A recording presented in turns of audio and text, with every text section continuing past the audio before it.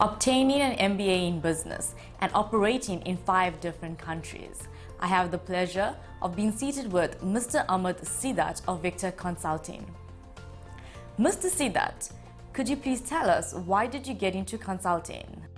Hi Narisha, thank you for the question. It's nice, it's very important, it's good for my clients and the people to know why I went into consulting. The reason I went into consulting and specialize in reconstructing clients, especially of family-owned businesses, is based on my own experiences over the years.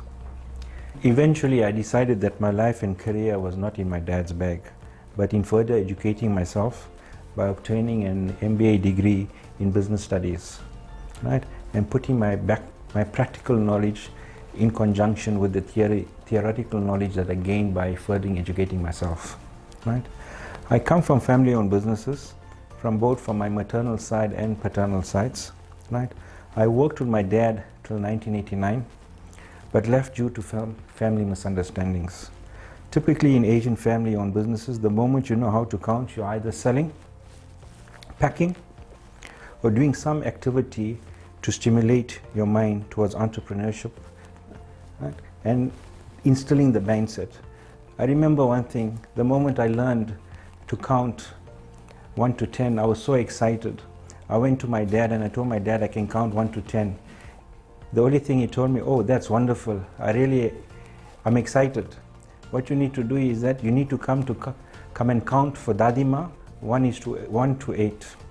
The reason being was that back in the day, my paternal family-owned business was a shoe repair outlet. And what used to happen in a shoe repair outlet was that when you sold a pack of heels, shoe heels for a men's shoe, you had to give 16 nails, right? So we used to count 1 to 8, Dadima used to be there. So whose Dadima are you referring to? My Dadima is my father's granny, right? So, my granddad's mother. So what Dadima used to do in the store, this was back in the 70s, she used to count the nails and prepare them. Dadima wasn't only there for seeing that counting nails. Dadima in the store, she was our so-called security surveillance officer back in the day. The importance, we come back to the importance of women in family-owned businesses, right? We'll come to that at a later stage. When I left my dad back in 1989, right, I decided to move on and went into a partnership where there was no formal processes in place. And the person that I went into the partnership, which was much older than me, and the manner in which we went into the partnership, because of my naivety, I was too green to handle things in life at that point in time. And through my naivety of how partnerships to handle, how to engage, how to interact with people at that age, and also the generation gap created a lot of misunderstanding because my partner was almost double my age at that point in time. And also there was no processes in place and how partnerships should grow. Nevertheless, I've taken the good out of it by assisting my clients going forward how to handle partnerships. There's one thing I learned at that point in time, a very important saying which came out of it, and it says that the partnership is a sinking ship when there's no processes and there's no formalities and there's no agreements, right? So after my failed partnership, I went to work for my mentor, the person that guided me, the person that brought me onto the straight path in the business world, the person that guided me. May the Almighty fill his qabr ul Nur, Mr. Iqbal Bam, Marhum Iqbal Bam. And he taught me a lot how to operate a business, how to handle people, how to be transformational. The most important aspect of my interaction with him over the years was that how to be more transformational with people than being transactional with people, how to handle situations. And there's something which he instilled in me, and he told me, there's something which he told me and always rings in my mind, was that branding and marketing will be very important. Always remember branding and marketing. His actual sayings, I quote, Gorabaji, branding and marketing is very important. BAM. B-A-M, BAM. That's what I stand for. So you understood, I'm leaving you with those words. And I want you to understand what's branding and marketing all about. After I left him, taking that into consideration, 2 years later, in those 2 years that I spent with him, it was he instilled a lot of pride in me. He gave me, he laid the foundation for Vector Consulting, and he laid the foundation for my consulting career, and I owe a lot to him from his guidance which he has given me over the years. So 2 years later, on one particular day, he told me, you know what, for you being around me is no good. You need to be on your own. So in 1993, we left to form a family business again with my maternal side on the family, based on the business that was involved in the partnership priorly.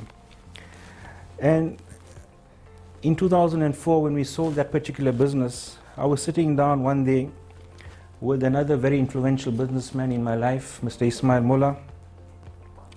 And he told me, the best thing for you to do, your nature, your persona, go into business where you have debtors and don't have creditors, right?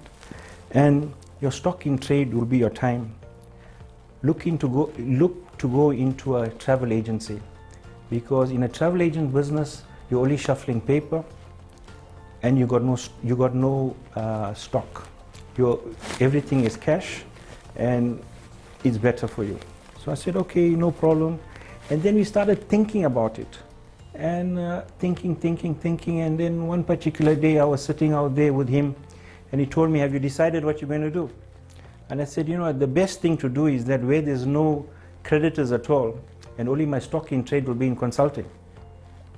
And what I need to do is that, based on what I've learned and my experiences and the manner in which I think and the manner in which I operate, going forward, I'll be totally undercapitalized by going into running a travel agency, by going into a business, and to make sure that I'm not chasing my legs. Consultancy is the best thing to do. Consulting people and explaining to people, like a reformed alcoholic or a reformed substance abuse person, how not to make mistakes that I've made running my businesses, being involved in family businesses, and the changing dynamics of family businesses pre-1990 and post-1994. Because South Africa went through a great transition from 1990, February the 2nd, 1990 onwards. The transition, many South African family-owned businesses and small businesses could not make the transition. The reason being was that they could not adapt to the scenario. So, hence my change in direction in the world of consulting. The end of the involvement in my family-owned businesses came when we found the business was not growing and I was not on the same page as them. The moment we found that we are not on the same page, it's best to maintain your family relationship. My family relationship was more important than going out and making the business cause a rift in the family. So I decided, you know what, if you're not on the same page, we all want to do our own thing. What we need to do is that we rather do what we want to do. So that's why I went into consulting, and I love it. I enjoy it. I have the enjoyment, or as you can say, the luxury of looking at different businesses and seeing how different people interact in their businesses. And the enjoyment is not engaging into the client the first time. The enjoyment is the happiness, is when you complete a project and the client calls you back 3-4 years down the line and said, you know what you have done for me, I really appreciate. I've got my son in. I just want you to come and spend some time with the next member of my family and to see how we can go forward.